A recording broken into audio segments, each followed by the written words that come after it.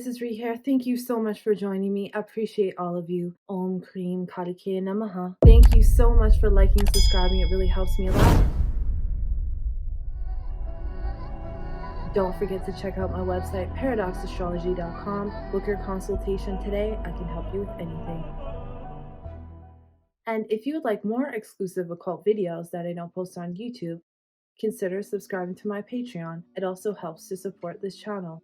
Okay, let's get into this video, very short video, because everybody asked me how they can predict the future. I'm going to give you some tips on how to do that on your own without even having to take a course, because I want you to be self-sufficient. I don't want you to rely on me. And this is another reason why I don't even sell courses or anything like that. You can learn on your own, just like I did. I am not special. Yes, there is karma. That's the reason why I was able to learn this quickly. But the number one reason I was able to learn this quickly was by doing spiritual work. If you get up every morning between 3 and 6 a.m., this is the most important time for spiritual work. And you meditate with a very clear mind and focus on your breathing. You could do 8 breaths in, 8 breaths out. Focus on that. Or when you breathe in, you say so, which is actually the sound of the breath. And then when you breathe out, hum, so, hum, so, hum. And you do that in your mind.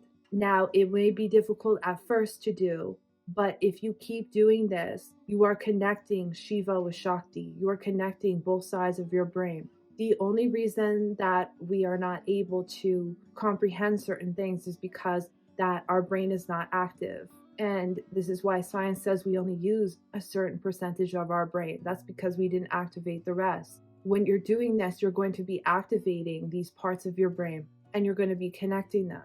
So the reason that we feel insecure, or we feel that we don't know anything, or we feel anger, loss, frustration, this is because both of our parts of our brain are not working in sync. So this will help you clear your mind and work it in sync. And this will help you to what I call black out. Now, I do this 2 hours a day. This is very, very easy for me. I black out. I'm gone. I'm gone in the astral realm, and I'm being taught by some advanced beings during that time. And you can do the same thing. It's just practice. It may start with only 5 minutes, but you can gradually every day go for longer and longer. And then this will help you 100%, especially at that time. That is the time of Brahma. And when we are meditating at that time, then it is amplified. So that's why the morning is very important before you eat anything. It's very important to meditate on an empty stomach. This is also the best time to be doing yoga as well. So these are very important to open up the brain centers for you to actually understand jyotish, because jyotish is a spiritual practice.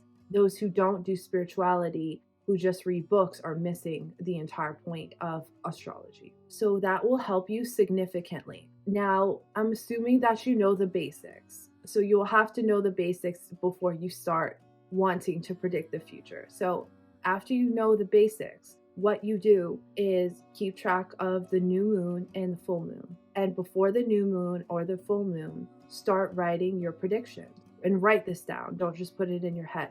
Write it down. Take hours, if you have to, of what you see in the chart and make your predictions for the next 2 weeks or the next month, depending on the moon. And then make predictions for the world. Make it very, very specific, okay? A lot of people don't want to make it specific because they are afraid of being wrong. Well, you're going to be wrong and you have to accept that. So the more specific you are, the better you're going to get at this. So this is why people end up doing very vague predictions. And it's like, okay, well, it doesn't really seem like you're predicting. It just seems that it's so vague that of course it's going to come true. That's because they're afraid. So be very specific with things. And then if you do this for the world, just like a very basic prediction for the world, then look at the headlines and see, are these themes coming up? Are these specific things coming up in the media? Because you will see that. So the energy of it, you can go on Twitter, go look and see what are the main things that are trending. Now, those trending things should have been in your predictions. And if they're not, then you learn from it. Don't be hard on yourself. You're here to learn. And then understand where you went wrong, or understand how these came up and try to see it in the chart. The more you do this, the better you're going to become. And you can also do this with yourself. Now, predict for yourself for the next 2 weeks or whatever it may be. Predict for your friends and your family as well. Very specific. You don't even have to tell them. You could just write it down. Just make sure it's people close enough to you that you know what's going on with their lives, and they will tell you. Or you'll see it on Facebook, or you'll see it on X or Twitter, whatever, you'll see it, and then you'll know you were correct. Always make sure you have their correct time, or if not, do it from the moon, but make sure that the moon didn't change that day so that you have the correct moon. That's very important. So if you keep doing this, you're going to end up being very, very good at predicting. And then you could take it to a next level and start predicting for the month. Start predicting by looking at the transits for the month. Start predicting for the day. And then a little bit more advanced, then you can start predicting using the D9 as well, because the D9 will show you more information that you need that you may be missing in the D1. So the D9 will show you the strength of the planets, but also give you more information. And it's very important when you're predicting, and I know a lot of people don't do this, but what I found personally, you have to use the nakshatras. These are essential to what is going to happen. It's not just the zodiac signs. To me, I kind of use the zodiac signs as secondary to the nakshatras, because the nakshatras are encompassing the zodiac sign within it. So you'll notice that. So even if you just use nakshatras, you will be correct. But I would say also use the zodiac sign as well. But the nakshatras are ultimately the most important. These are the themes. And these themes will also actually play out based on the stories of the devatas. And this is what is lacking in Western astrology, is not knowing the stories of the Vedas. So you have to study the Vedas. The more you study them, the more you study the scriptures, the sutras, all of this. This is how you're going to really understand the world, really understand how things play out, and the story of the gods and how they play out on earth constantly. This is very, very, very, very important. And I know a lot of people try to shortcut that and they say, well, you know, it's some religious thing. They go hand in hand.